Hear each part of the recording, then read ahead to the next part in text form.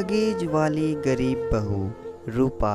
उफ, कितनी जोर से सुसु आई है। अगर जरा भी देर हुई तो यहीं निकल जाएगी। घर पहुंचने में तो अभी टाइम लगेगा। ऐसा करती हूँ, यहीं पार्क में बने इस पेड़ के पीछे ही बैठ जाती हूँ। गर्मी दोपहर का टाइम है, सभी अपने अपने घरों में अभी सो रहे होंगे। रूपा जल्दी से पेड़ के पीछे जाकर सुसु करने बैठ जाती हूँ और कहती है, रूपा सचमुच हल्का होने में जो सुख है वह दुनिया के सभी सुखों से परे है। इतना कहते ही रूपा ने आँख खोल जाती है और वह देखती है कि उसका बिस्तर गीला हो चुका है। असल में वह एक सपना देख रही थी। वह उठती है तो देखती है कि बिस्तर पर ही उसकी सुसु निकल गई है। रूपा, हे राम, इसलिए बिस्तर पर सुसु करने में इतना मज़ा आ रहा था, लेकिन अब क्या करूं? अगर वही वो उठ जाए तो मेरे बारे में क्या सोचेंगे? ऐसा करती हूँ, चुपचाप सो जाती हूँ। गर्मी बहुत है, सुबह होने तक सूख जाएगा। यह सोचकर रूपा वहीं पर सो गई। सुबह अजय की जब आंखें खुली है तब तक बिस्तर सूख गया था, लेकिन सुसु की बदबू अभी भी आ रही थी। अजय, ये सुसु जैसी गंदी बदबू हमारे रूम में कैसे आ रही है? रूपा, नहीं मालूम जी, हो सकता है कि ये इस शेरू का काम हो। शेरू अजय का पालतू कुत्ता है। अजय उसे बहुत प्यार करता था, तो वहीं रूपा को वो फूटी आंख नहीं भाता था। वह अपना हर गुनाह शेरू के माथे मढ़ देती थी और आज भी उसने बिल्कुल वैसा ही किया। अजय ने शेरू को गुस्से में बहुत डांटा। अजय, शेरू आजकल बड़ा ही शैतान हो गया है तू। पहले तो कभी तू ऐसा नहीं करता था। अरे, जब तुझे घुमाने के लिए बाहर ले जाता हूँ तो ना ये सब काम वही निपटा लिया करना। अजय शेरू को डांट कर नहाने चला जाता है, लेकिन शेरू बेचारे को ये समझ नहीं आता कि आखिर उसे यह किस बात की सज़ा मिल रही थी। उधर रूपा खुद से कहती है, रूपा बचपन से ही मुझे ये बीमारी है। नींद में सुसु पोटी कर देती हूँ। ना जाने कब मेरी ये गंदी आदत सुधरेगी। रूपा बचपन से ही ऐसा करती आई है। वह जब 4 साल की थी तब से ही वह नींद में ही सुसु पोटी करती आई है। फ्लैशबैक, रूपा बचपन में। ओहो, कितनी जोर से सुसु आ रही है। आधी रात हो रही है, कौन बाहर जाए? नींद भी बहुत जोरों की आ रही है। अब कौन इस प्यारी सी नींद को छोड़कर सुसु करने उठे? एक काम करती हूँ, इस बिस्तर पर ही सुसु कर देती हूँ। वैसे भी अभी मैं छोटी हूँ, ना तो माँ भी मुझे कुछ नहीं कहेगी। ऐसा सोचकर रूपा वहीं पर सुसु कर देती है और इसी तरह से यह उसकी आदत बन गई। उसकी माँ अक्सर उसे इस आदत के लिए डांटती थी। माँ, बेटा बिस्तर पर यह सब करना अच्छी बात नहीं है।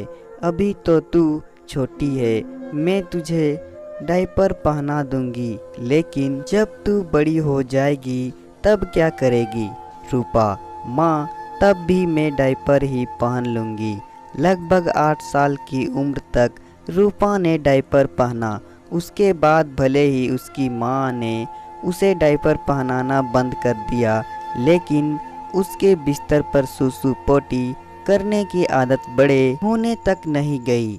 यहाँ तक कि शादी के बाद भी वो सुसु और पोटी करने बिस्तर पर ही कर देती है। दरअसल वो आदत से मजबूर है।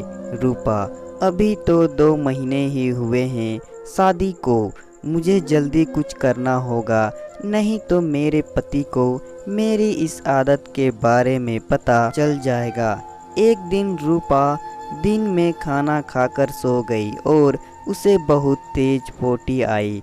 उसे फिर से सपने में लगा कि वो टॉयलेट में है और वो फिर से बिस्तर पर ही पोटी कर देती है। तभी उसकी नींद खुलती है। रूपा, ओहो, जिस बात का डर था फिर से वही हुआ।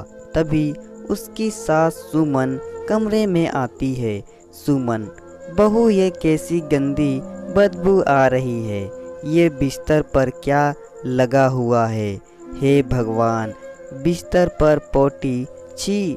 रूपा, माँ जी, वो शेरू यहाँ आया था ना, यह पक्का उसका ही काम होगा। सुमन, बिल्कुल सही कहा तूने। मैं तो अजय को समझाते समझाते थक गई थी कि उसको घर मत ला, लेकिन उसने मेरी एक ना सुनी। अब भुगतो। रूपा, आप परेशान मत होइए माँ जी, मैं इसे साफ कर दूंगी। रूपा ने फिर से सारा इल्जाम शेरू के सिर पर डाल दिया। फिर शेरू जैसे ही उसके कमरे में आया वो डंडा लेकर उसको मारने लगी। बेचारा शेरू दुम उठाकर वहां से भाग खड़ा हुआ, लेकिन वह समझ ही नहीं पाया कि आखिर उसके साथ ऐसा क्यों हो रहा है। उधर रूपा ने चादर धोकर सुखाने डाल दी और नई चादर अपने बेड पर बिछा दी, लेकिन उसे अभी भी इस समस्या का हल नहीं मिल रहा था। तभी उसे उसके बचपन की वह बात याद आती है। फ्लैशबैक। रूपा, बचपन में, माँ, मैं बड़े होकर भी डायपर ही पहनूंगी। रूपा, अरे ये आइडिया मुझे पहले क्यों नहीं आया। अभी बाजार जाकर अपने लिए डायपर खरीद कर लाती हूँ। आज रात तो मैं पक्का डायपर पहनकर सोऊंगी। रूपा बाजार से डायपर खरीद कर ले आई और रात को उसे पहनकर निश्चित होकर सो गई। अगले दिन सुबह जब अजय ऑफिस जाने के लिए तैयार होने लगा तो उसने अपने कपड़े लेने के लिए अलमारी खोली। तभी वहां पर रखा डायपर का पैक उसने देख लिया। वह रूपा से पूछता है, अजय, डायपर? अरे रूपा, ये एडल्ट डायपर किसका है? रूपा, जी यह आपके शेरू के लिए है। आजकल घर में हर जगह गंदगी फैलाए रखता है, जहाँ मर्जी सुसु पोटी कर देता है। वह अपने पति से यह सब बातें कर ही रही होती है कि तभी उसकी सास सुमन वहाँ पर आ जाती है। सुमन, हाँ बिल्कुल सही कह रही है बहू। अरे कल तो इसने तुम्हारे बिस्तर पर ही पोटी कर दी थी। अजय, शेरू, क्या यह सच है? रूपा, आप इससे क्या पूछ रहे हो जी? ये कौन सा आपसे कुछ बोलकर आपको सारी बात बताएगा? अजय, भले ही यह कुछ बोल ना पाए पर झूठ भी तो नहीं बोलेगा, इंसान थोड़ी ना है ये। रूपा हर रोज डायपर पहनकर सोती और अगले दिन सुबह जाकर उसे घर के पीछे नाली में फेंक देती।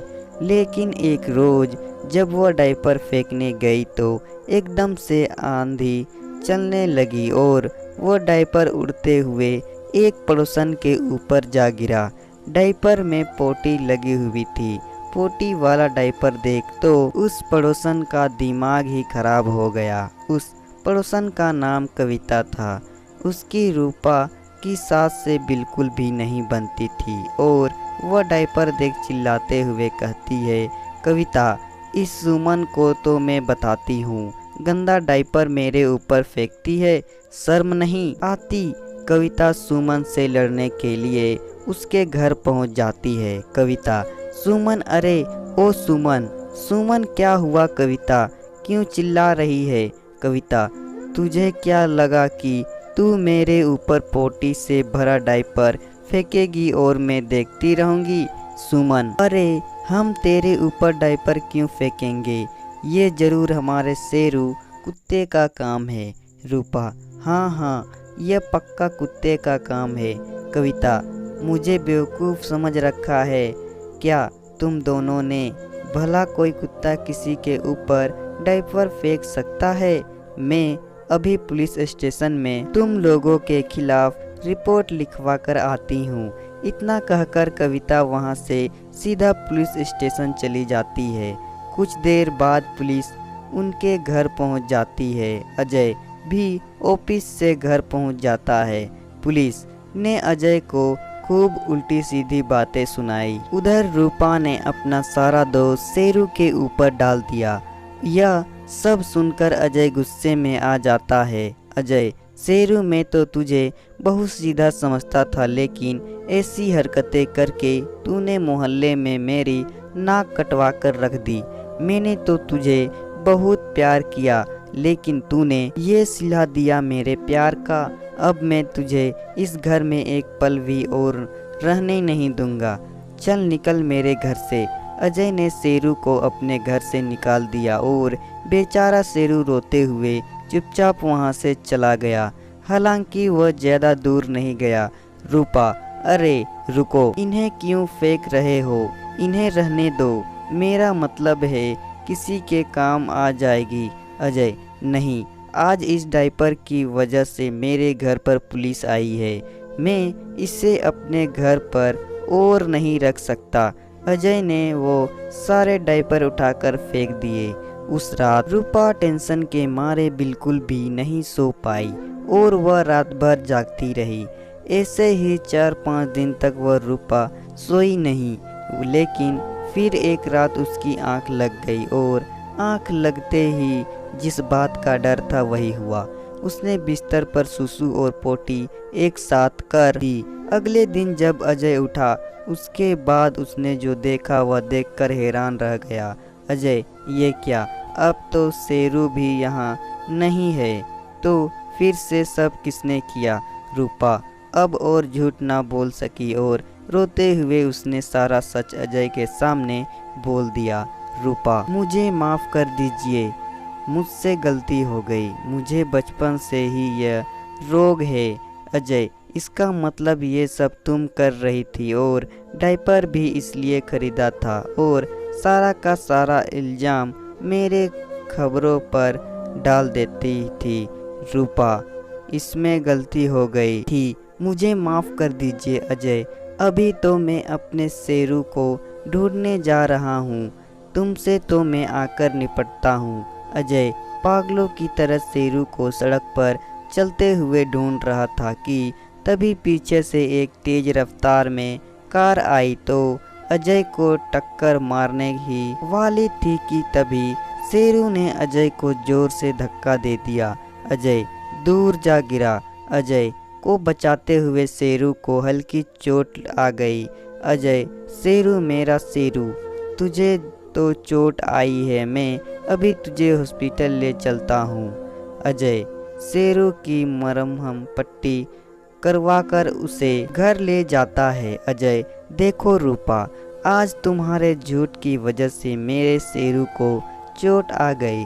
आज मेरा जान बचाकर उसने अपनी जान ही की बाजी लगा दी। रूपा, मुझसे गलती हो गई जी। अगर मैं अपनी बीमारी आपसे नहीं छुपाती तो आज ये सब नहीं होता। अजय, कोई बात नहीं रूपा, हम तुम्हें डॉक्टर के पास ले जाएंगे और तुम्हारा अच्छे से इलाज करवाएंगे। सुमन, हाँ बहू, तुमने अपनी गलती स्वीकार कर ली है, यह बड़ी बात है। अजय और सुमन रूपा को अच्छे से डॉक्टर के पास ले जाकर उसका इलाज करवाते हैं। कुछ ही महीनों में रूपा को इस बीमारी से छुटकारा मिल जाता है। अब वह बहुत खुश थी। अब वह शेरू को भी बहुत प्यार करती थी। इसके बाद वो खुशी खुशी अपने परिवार के साथ रहने लगे। तो दोस्तों, कहानी पसंद आए तो वीडियो को लाइक करें और साथ ही साथ चैनल को सब्सक्राइब भी कर दे।